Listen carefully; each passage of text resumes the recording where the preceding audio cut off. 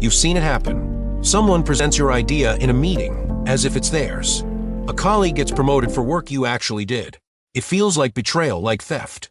But here's what most people miss. Credit stealing isn't just about being a bad person. It's a psychological symptom revealing deep insecurity, fragile self-worth, and a desperate need for external validation.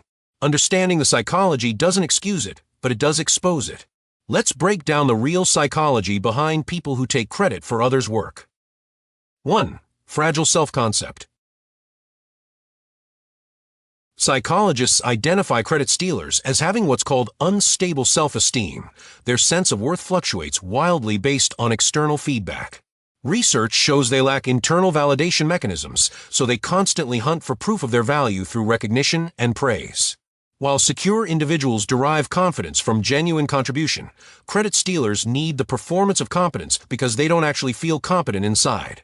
They're not evil, they're psychologically fragile.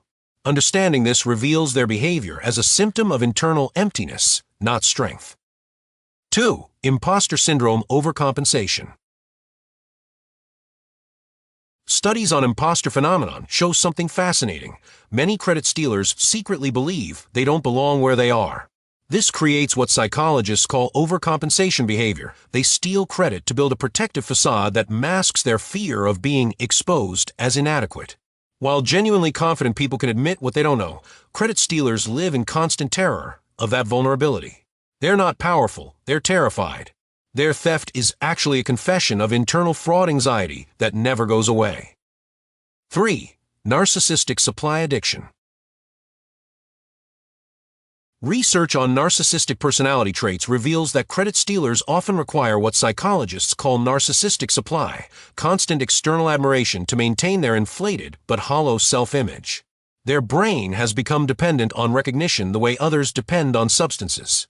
While emotionally healthy people can self-validate, credit stealers experience actual psychological withdrawal without praise. They're not thriving, they're addicted. Understanding this reframes their behavior as a compulsion driven by deep psychological need, not calculated malice. 4. Moral disengagement mechanisms. Psychologists say credit stealers employ cognitive distortions called moral disengagement, mental tricks that let them justify unethical behavior without guilt. They tell themselves, "I added value by presenting it," or "they wouldn't have thought of it without my leadership." While people with strong ethical frameworks experience cognitive dissonance when violating values, credit stealers have rationalized away that discomfort entirely. They're not conflicted, they're psychologically numbed. This reveals not strength, but a severed connection to authentic moral reasoning. So next time someone takes credit for your work, don't assume they're simply malicious or calculating. They might just be desperately insecure, internally fraudulent, and psychologically dependent on external validation they can't generate themselves. Understanding this doesn't mean accepting it, it means seeing through it. Stealing credit reveals the thief's poverty, not their power. If you love understanding why people think and behave the way they do, hit subscribe now. Because on Tiny but Wise, we don't just judge behavior, we decode their minds.